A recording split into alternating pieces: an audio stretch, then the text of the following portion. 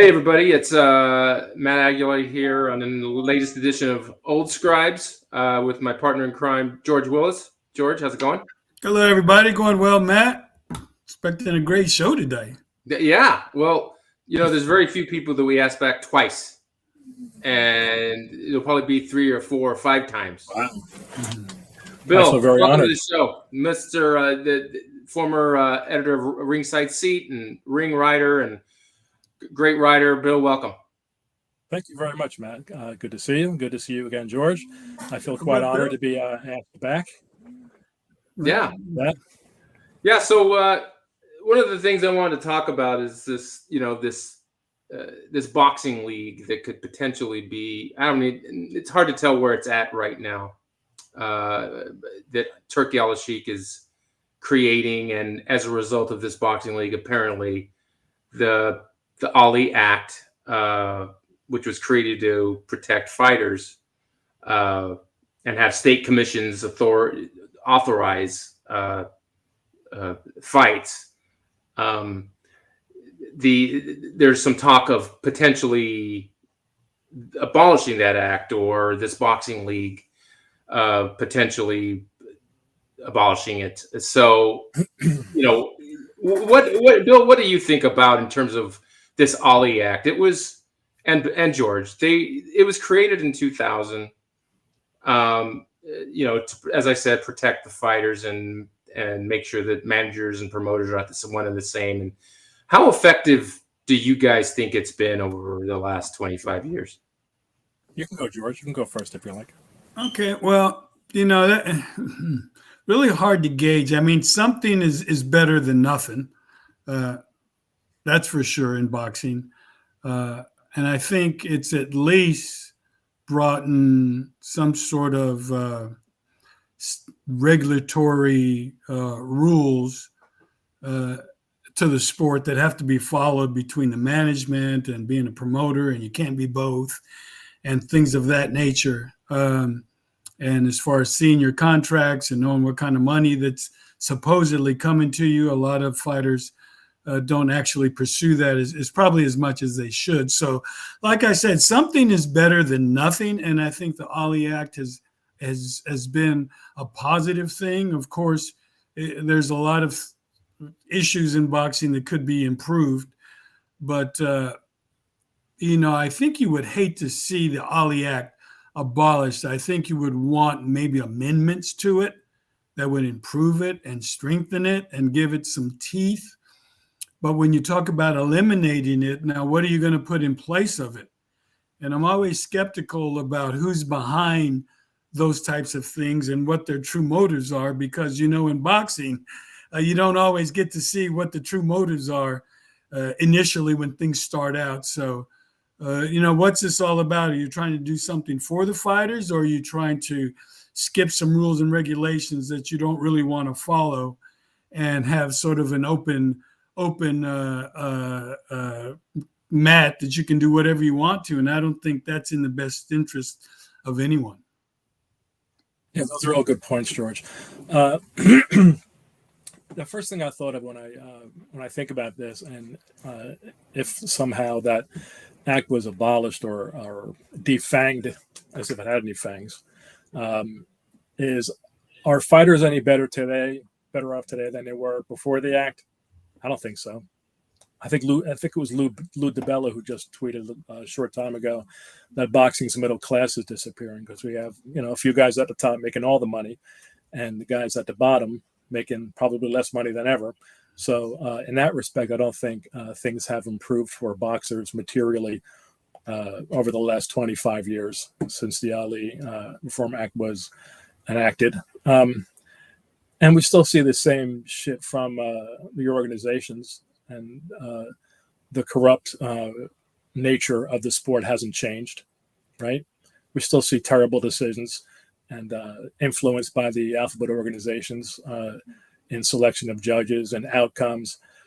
I just tweeted a week or two ago that Agit Kabiel, who in my view is the future of the heavyweight division, beat Frank Sanchez's ass a couple months ago, stopped him, gave him his first loss, and Sanchez fought some guy next who was like 3-25 and beat him, and so now Sanchez, the next fight is an elimination fight. Right. What has the Ali Reform Act done about stuff like that? Mhm. They're not, the ratings are not available, and the reasons behind the ratings changes by the organizations are not transparent. We don't know what the hell they're doing. We have a good idea what they're doing, which is taking money, right? And that's always been the case. Yep. And I think about, so not only hasn't the Ali Act materially, in my view, improved the sport over the last 25 years, we look, and this, you're going to like this phrasing, the good old days came before the Ali Reform Act, right? Mhm. When the sport was at its zenith in the 20s and in the 40s and in the 50s. We all think those were great times. There was no Ali Reform Act, and guys were getting taken advantage of by the IBC and the monopoly there. And I know that word monopoly is being thrown around a lot right now. The IBC and Jim Norris were running boxing after Jacobs fell ill and retired. He was running boxing before then, Joe Lewis's promoter. And when he had a stroke and had to retire, Jim Norris and the IBC took over it. It was a monopoly then, during the 50s, late 40s, early 50s. It was a monopoly, and people still look back at that time and say, hey, it was the best of times, right?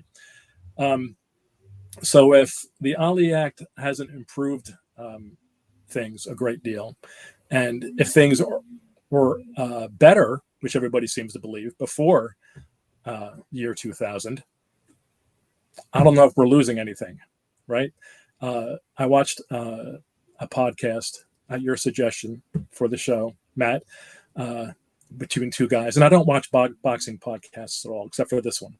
Mm-hmm. And the guy was freaking out. I don't know the dude. I never saw him before, but the guy was freaking out, saying this is the end of boxing, game over if the Ali Act is abolished. And boxing was fine before the Ali Reform Act, and it hasn't really changed anything. So how's it game over? I don't know. Right. And also before, talking about, if this league makes its own titles, well, isn't that what the WBC and the WBA and the IBF Exactly. and the WBO do every single day with interim titles and, seasonal titles and regional titles, and they make up titles all the time. They make up rankings. Right. Whoever comes to them with the most money gets number one. They make them get mandatories. It's all the same thing, and those are in foreign countries.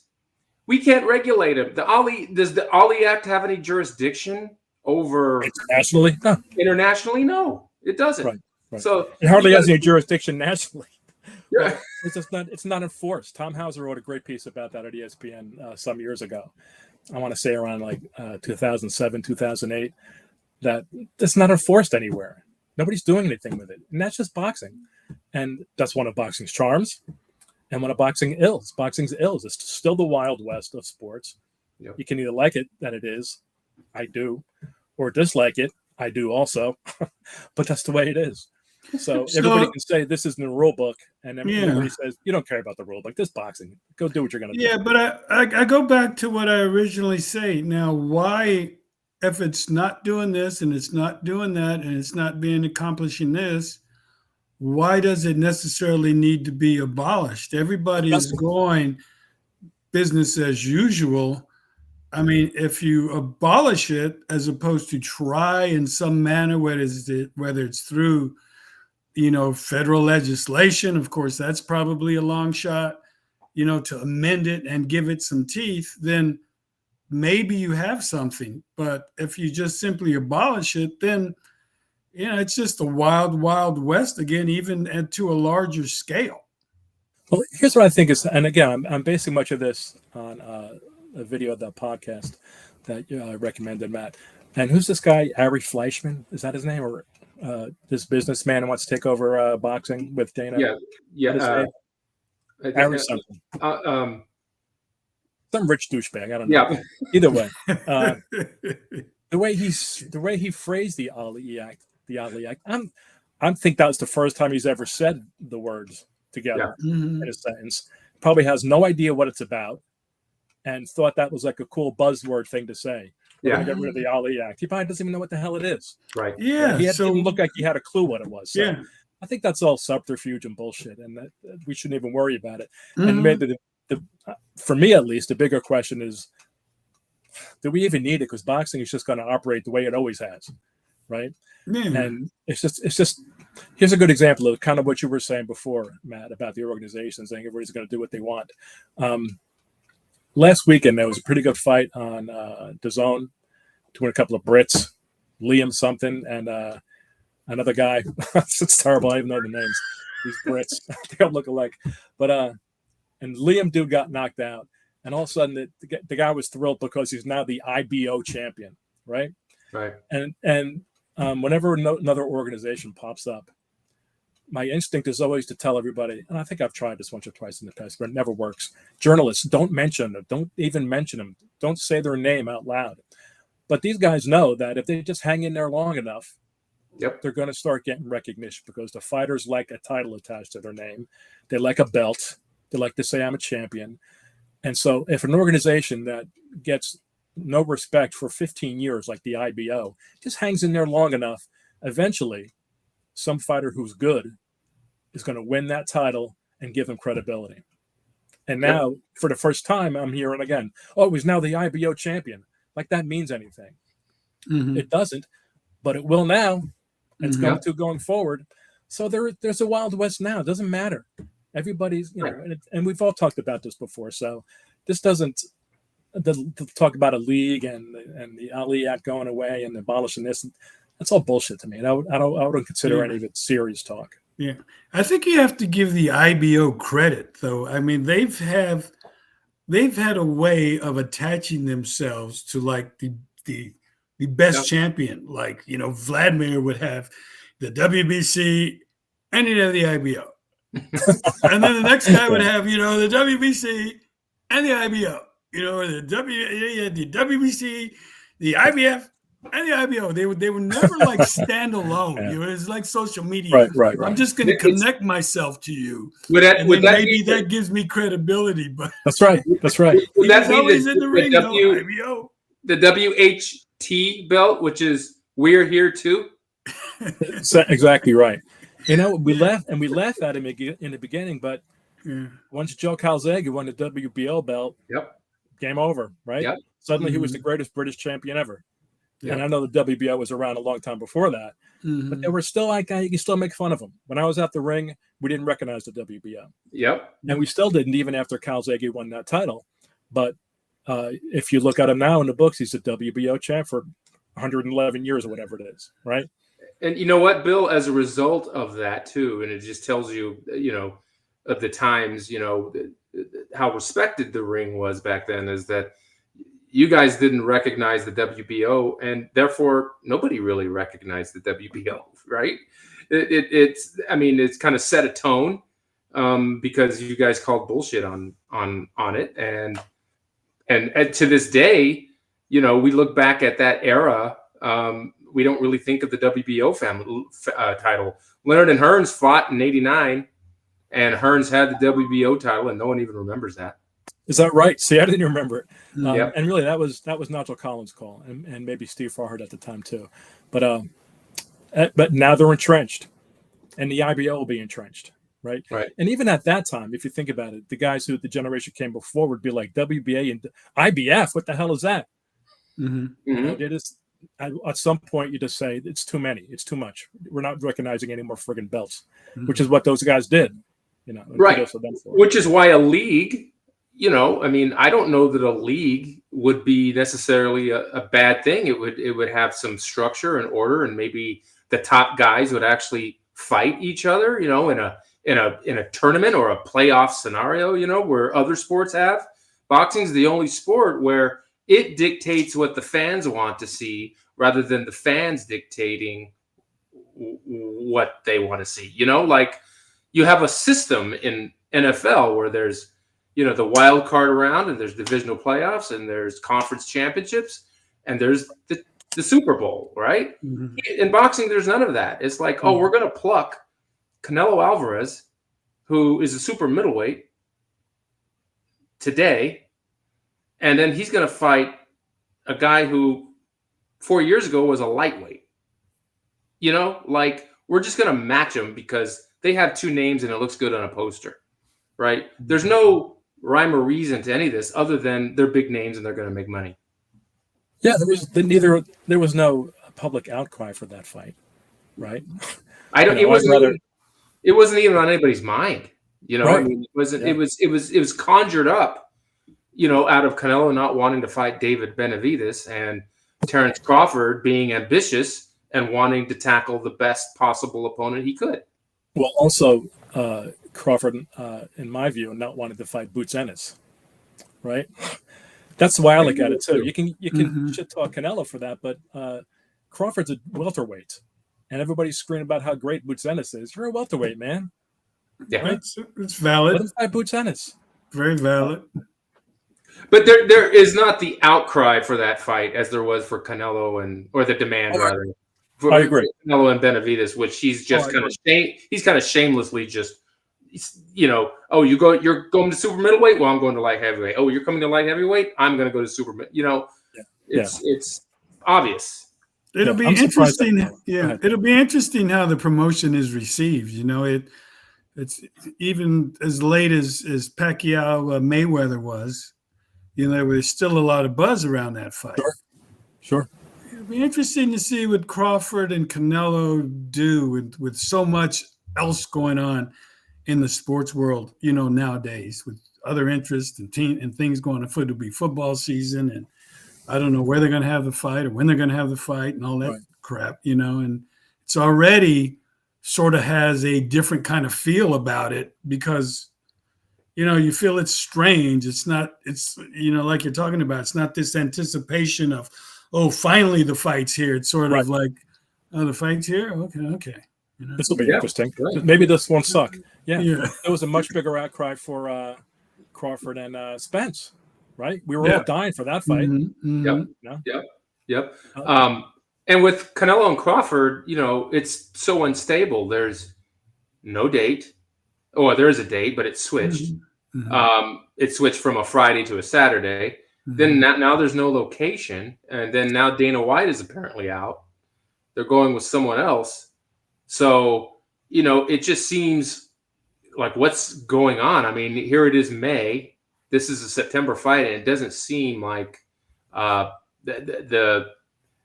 has the stability that it needs to really take off. And also, I think maybe the biggest issue at this point is what platform? You know, there was talk about Netflix, and I think that died.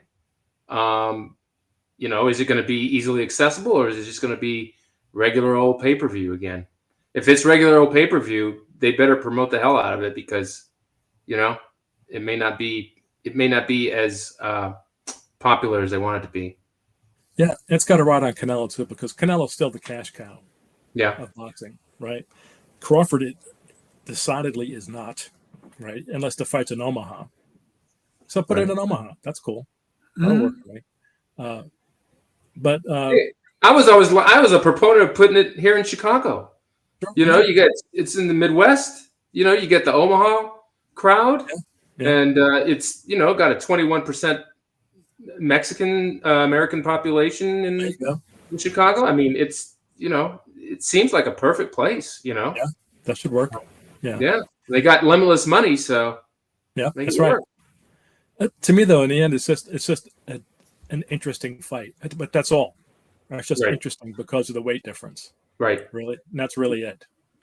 And kind of a manufactured fight, right? Like, I agree. Yeah. Like you said, nobody was calling for it. Right. Except for Crawford. Except, he was calling for it. But like you said, we don't know if he was. There's reasons for that. I don't think he's like ducking Boots Ennis per se, but if you're the king of the welterweights and there's a young buck there who's really seems to be the shit, don't you want to stake your claim and say, this is my house? I think he's chasing that money right now. Yeah, sure. Yeah. He's chasing that money. Maybe at his age, after that. At his age, he knows this is his opportunity to really cash in. So here it is. I guess. Speaking of, this is a terrible summer schedule, it seems like to me. I mean, the biggest name that I can see right now in the next month. Well, there's big names. There's not very good fights. So you got, I think you got Josh Taylor fighting. He lost recently. Angelo Leo, who's a very entertaining fighter out of New Mexico. Caleb Plant and Keyshawn Davis, who's an exciting young fighter. And then, but I mean, not a whole lot up until that highly anticipated Jake Paul, Julio Cesar Chavez Jr. Buckle up. I can't wait for that one. So I just wonder if this is just part of the kind of, boxing seems to be, and there was a lot of talk about what this was going to happen and that was going to happen, and it doesn't seem like anything's happening. Kind of seems like it's kind of dead as a result. Well, Pacquiao's coming back in July, so everybody's going to be having a little attention on that. I mean, he's kind of a big name. I think you'll get a lot of coverage from places that might not normally cover boxing, media outlets. The more traditional mainstream don't usually cover boxing. Outlets might cover the return of Pacquiao, but other than that, you're right. There's not a lot that's going to grab your attention over the next couple of months, actually. I think there's a little bit that I'll be interested in. I want to see the rematch between Usyk and Dubois. All right, I think that'll be interesting. Okay. I think Usyk should win again. We're going to see the Tank and Roach rematch. That'll be very interesting, I think. Right. Right. I love watching Caleb Plant fight. I know I'm all alone in that, and he's fighting. No, I do too.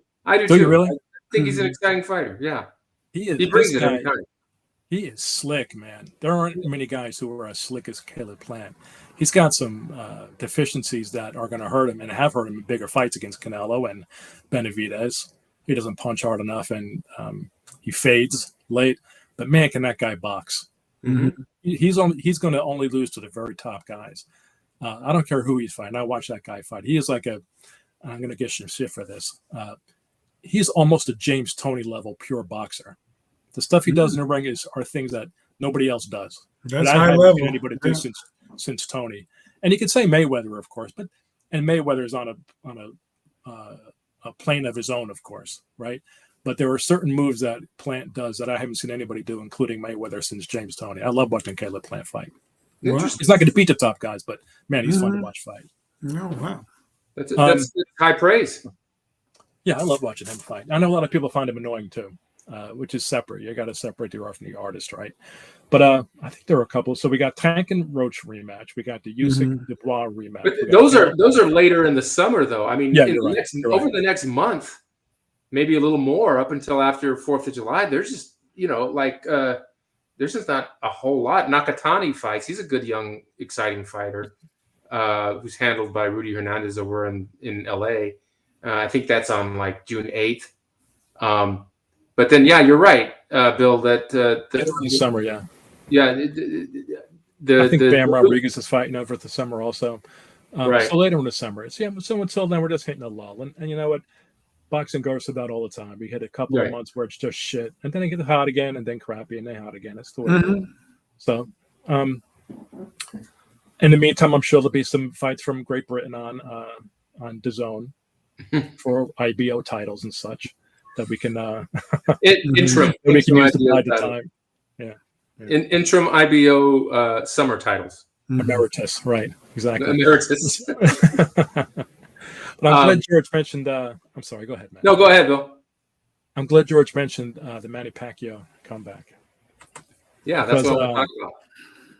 Thoughts, please. Well, I think he picked the right guy in Barrios, who's never really impressed me. He's just waiting to be picked off.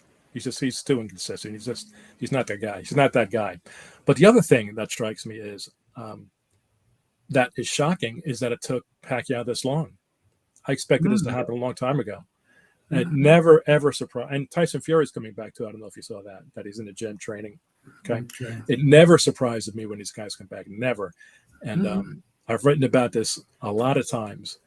And people who say it's all about the money, I don't believe that for a second. Tyson Fury doesn't need a dime. Come on. Tyson Fury's loaded for us. His grandkids will be rich. Yep. And same with Pacquiao. I don't think he needs money either.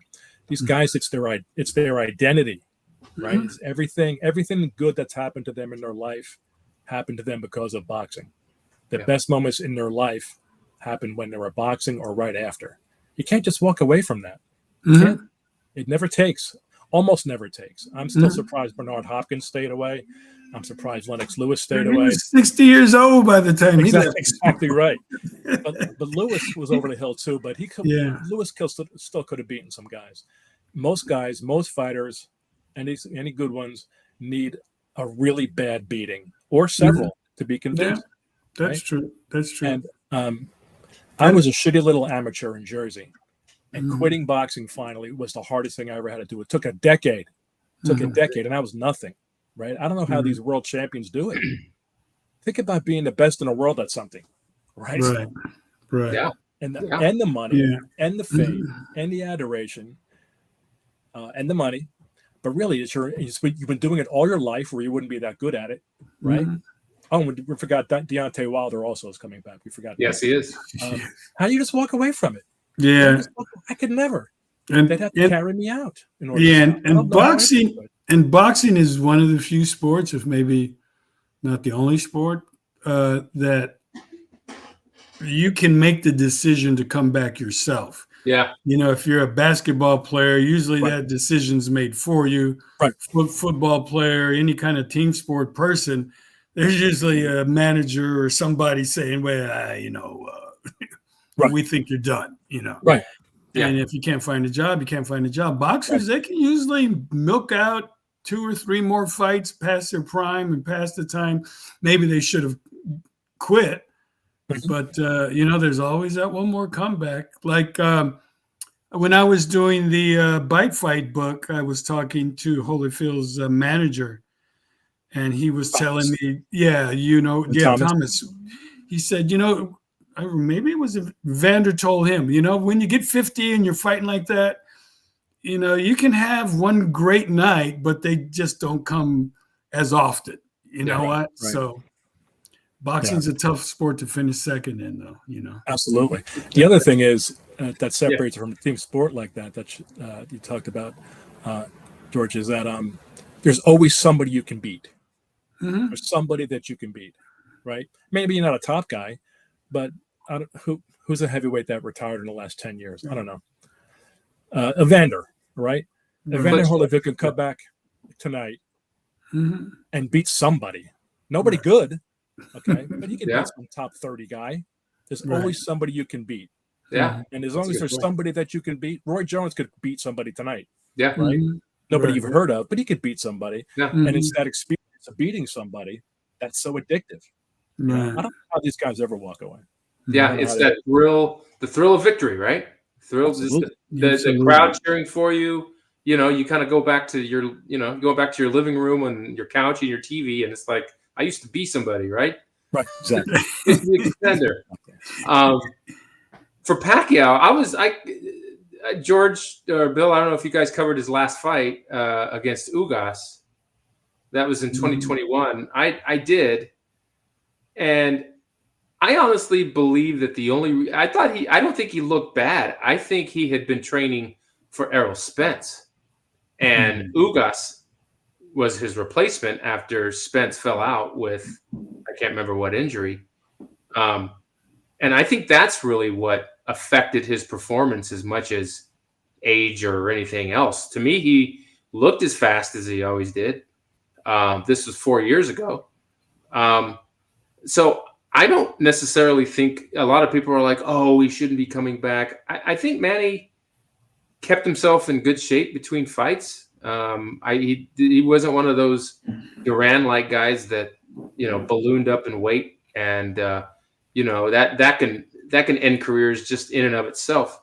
But I think people are going to be surprised, especially against someone like Barrios, like you said, Bill, that he's a good, tough fighter, but he's not the guy. Yeah. But I don't think he's big. That's about the only, I think, concern that I think the Pacquiao people should have, is that he's a big guy. Pacquiao's always liked the bigger guys. He's always like the bigger. They're slower, right? Exactly right. Exactly. Exactly. And I saw him beat that. We all did. Saw him beat the hell out of Margarito, who was he was 180 pounds when he entered the ring, I think. And De La Hoya. And De La Hoya, yeah. Remember before that fight, Jose Suleiman wrote a letter saying that the fight shouldn't go on because there's too much. It's a mismatch because of the size difference. Okay. Yeah. It was a mismatch. Yeah. Exactly right. So it was a mismatch. He might be able to fight a little bit. I just thought he looked flat against Ugas. Yeah. And Ugas is a good fighter too. But as much as I say Barrios is not that guy, I don't think Pacquiao will beat him. Because what is he, like 46 or something? He's 46. Yeah. Okay, he's 46. I really don't see him beating him, but if he wants to go back and make a shitload of money and experience again, go for it. People are gonna come out and watch it, and the Philippines is gonna stop. Everything's gonna stop to watch to see if he can do what he wants to do, and he's probably gonna get beat because 46-year-old guys don't beat people unless they're Bernard Hopkins and maybe George Foreman. Yeah, but I don't know. It's again, it's surprising to me that it took him this long. Because what's he do? He's a politician now. So what he's do? Hang around with politicians all day? Can you imagine going from hanging around with fighters to hanging around with politicians and your wife? That's all you do is hang around with your wife and politicians all day after you've been hanging out with Boo Boy your whole life. Come on. Okay. Boo Boy. Boo Boy. That guy's probably great to hang around with. Yeah, I'm sure he is. Oh, you're laughing every second. Yeah. He kind of got his own following there, didn't he? Yeah. Is he back in the camp? Do you know? I saw some video of him in the ring with Roach and Manu. Yeah. That is well. We need to get an old Scribes section cordoned off for the 46-year-old Pacquiao fight, right? Yeah, absolutely. Yeah. So, Bill, what are you working on these days? I got a book coming out in the fall, which is an anthology. The working title is Ring Theory, Meditations on 35 Years in Boxing. Oh, wow. And it'll have some of my work from The Ring and KO and World Boxing and Ringside Seat and HBO.com. Wow. Nothing from ESPN.com. I wrote there for a while. But for some reason, those douchebags don't like to give up rights. So can I say douchebags on your podcast? Absolutely. You just did. Yeah, okay, I guess. So they give people problems sometimes with giving up their rights to stuff they've written. So I won't be using them. But everything that I've done, not everything I've done, hopefully the better stuff I've done will be in the book that comes out in the fall. Oh, looking forward to that. That'll be awesome. And I'm looking forward to reading The Bite Fight, which we were just discussing earlier. I just ordered off Amazon, so I'm looking forward to that. Interestingly, if you look up Bite Fight in Amazon, your book comes up. And then at least for me, with my algorithm, I guess, right under it from Amazon comes up this little device, like a mouthpiece, and it says, Fight the Bite. Oh, really? So it's your book, The Bite Fight, and then underneath it, Fight the Bite. Fight the Bite. Okay. Well, I'm sure not far underneath that is something that one of my coworkers used to have, which is a Mike Bison doll. Mike Bison. Bison. Cool. Is it an actual like a little bison? Like a little bison. Yes. That's cool. Yeah.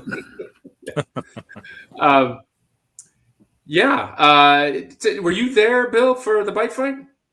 I was not. I wasn't at the fight. No. I wrote about it several times, but wasn't at the fight. Yeah, I wasn't at the fight either. So that must have been great.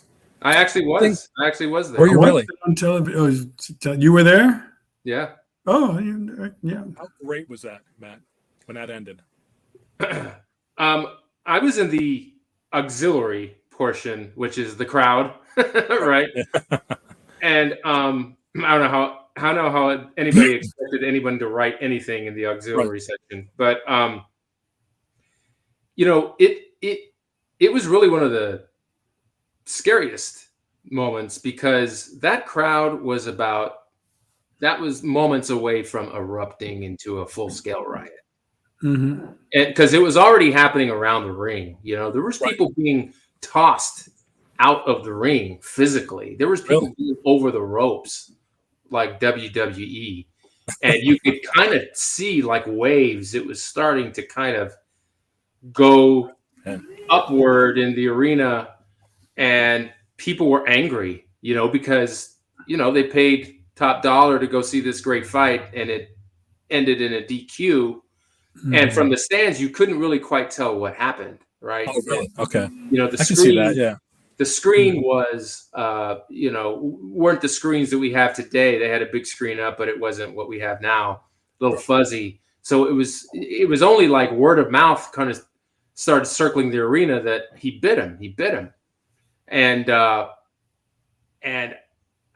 magically the crowd did not erupt into chaos, but it was very agitated. And it was uncomfortable for a little bit. And so I remember you guys remember Robert Seltzer. He used to work for the Philadelphia Inquirer. I remember the name, Yeah, I think I know who you're talking about. And so we went to the press room, filed the stories. How'd you make it to the press room from the arena to the press room? There had to be like a mob of people. I don't remember. It seemed like we got there pretty easily, considering the crowd. I guess the crowd just kind of started trickling out, But once we were in the tent, we were in the media tent, and then we filed the stories and everything, went inside the arena, and it was empty. The arena was, the MGM Grand was desolate, right? Like COVID desolate. And it was like, and he just goes, "Oh, it's just late." And I said, "Late? We're in Vegas." Yeah. Right? They're still going to bed in Vegas. People don't go to bed here. And we got to the room, and they said they were telling everybody, "Don't leave your room," because they heard gunshots in the casino, and they cleared the casino. And Robert said, "Screw that. We're going drinking." So that's great. So yeah, it was interesting, but that crowd was highly agitated, and for a little bit there, it looked like it was going to be full-scale riot. Wow. Yeah. Those are a lot of the conversations I had were similar to that. From the media guy who thought he was done for the week.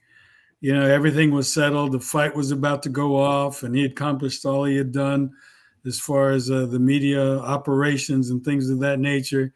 And then, a couple of minutes later, all hell broke loose, and everything went crazy. And oh my God, from Mark Ratner and what he had to do and trying to salvage thing, and what Don King was doing at the time, and Tyson going berserk, and Holyfield getting bit, and the earlobe falling on the mat, and the cleaning guy picking it up and taking it back to the room. And it was just, it's wild. It's amazing that nobody's done an accurate documentary on that fight yet. And somebody will, because there's just so much there.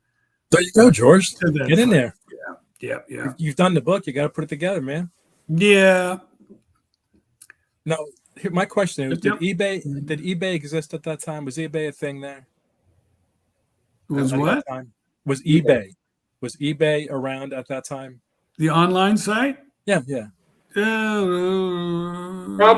I'm going to say no, but no?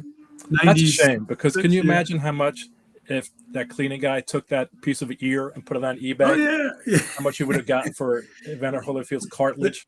There's a whole chapter on where that piece of ear winds up. Is that right? Oh, I can't wait to Yeah. Or allegedly winds up. Well, that's interesting. It's crazy. There's a whole chapter on that. Just the ear. Cool. Yeah. I think that this is going to sound strange, but I think that was really great for boxing that night. Mm-hmm. And I know most mainstream people think exactly the opposite. It was a disgrace, another black eye for boxing. Tyson's an animal, blah, blah, blah. But one of the great things about boxing, I think, that appeals to people is you never know what's going to happen. Mm-hmm. Well, I can't say you never do, because most of the time we do, because matchmaking is what it is. But even when you think you know, who could have predicted that? Who could have predicted that Tyson would snap bite off half of Holyfield's ear, Mhm. and a whole phalanx of security officers and Las Vegas police would have to come in and calm him down. Mhm. It was absolute bedlam, and you know that, Matt. And for a full week afterward, it was the lead story on every newscast. Yep. Right? It absolutely was. Now, they weren't saying terrible things, or that they weren't saying good things, I should say. They weren't saying positive things. When has the media ever said anything positive about boxing? But boxing was still the lead story on every newscast for a solid week. Mhm. That's true. That's It was true. great. And of course, the biggest thing to come out of all that is Judge Mills Lane got a TV show. Is that what resulted in his TV show? Yeah, he got a TV show. And remember, he was on that clay animation show, I and do remember that. Yeah, he was that was like, cool. I forgot what the name of it was, but he was on that. Yeah, it made his career. I'm sure he became a legend after that night. Yeah. Yeah. Interesting. Yeah. Not to keep talking about the book, but there's a chapter on the referees. Mitch Halperin, who refereed the first fight, Yeah. and Mills Lane, who refereed the second fight. Stupid commission was going to have Halperin referee the second fight as well. He's going to have the same referee for the rematch. And then, of course, Tyson's camp and King, they launched a big stink right before the fight, the week of the fight, that, you can't have the same referee, my man, blah, blah, blah. So they bring in Mills Lane, who's in Reno. And Halperin and Lane had a relationship to where every time Mills came down from Reno to do a fight in Vegas, Mitch Halperin would pick him up. And they would drive him to wherever he needed to go to the fight, and he would talk to him about refereeing and things of that nature. Cool. They were pretty tight. That's cool. And then, of course, Halperin commits suicide, unfortunately, later on in life. And then, Mills suffered the debilitating stroke. So it was tragic ending for both of them, and that made for a very interesting and I think a pretty touching chapter. Actually, my favorite chapter in the book is about the referees. Looking forward to it. Yeah. Now, I guess I understand why Tyson and King objected to Halperin refereeing the second fight too, but I thought he did a fine job in the first fight. What did he do wrong? Mm-hmm. He was a good ref. It was it had to do with the headbutting. So that's right. That's right. Remember, so Tyson was upset that Holyfield kept coming in with his head, which he was. Right? Absolutely. Which he was. And Halperin, I don't feel like Halperin mismanaged it, but Tyson went into that fight thinking it was going to be an easy fight. Exactly right. And when it turned into one of the roughest, toughest fights of his career, then he started kind of, saying, well, look at the headbutts, right? Look at the headbutts. So I think that was the big thing. Yeah, right. I forgot about the headbutt accusations. And you're right. Holyfield butted all the time. And I don't think I ever recall a referee ever warning him about it. Hasim Rahman's eye blew up like a beach ball. That wasn't real punch. Right? Remember, he had another head on that head. Yeah, he had another head on that head. The other day on Twitter, someone put, "What's the most iconic sports photo of all time?" And everybody's saying the Ali photo and this and that, and I put that one of Hasim Rahman with the giant thing. Yeah, you don't get that from punches generally, right? That was right. That thing. If that fight had gone another 30 seconds, that thing would have exploded all over ringside, or it would have needed its own zip code, or gotten a job, or graduated high school or something. That thing would have grown legs. I think another couple rounds. I think so. All right. Well, Bill, thanks a lot. It's always fun. We'll do it again. Thanks for having me. And keep us posted on the book and when it comes out. You said in the fall? Yes. Okay. Yes, from Winding Road Stories. And I look forward to reading your book, George. Okay. And, tell me what you think. I will. I absolutely will. And Matt, start writing some more. Yeah. Yeah, I need to. I need to do that. I'm putting all my time into this. Well, that's good too, though. This is fun. This is a good gig. Yeah. Got to find more time somewhere. I hear you. I'm with you.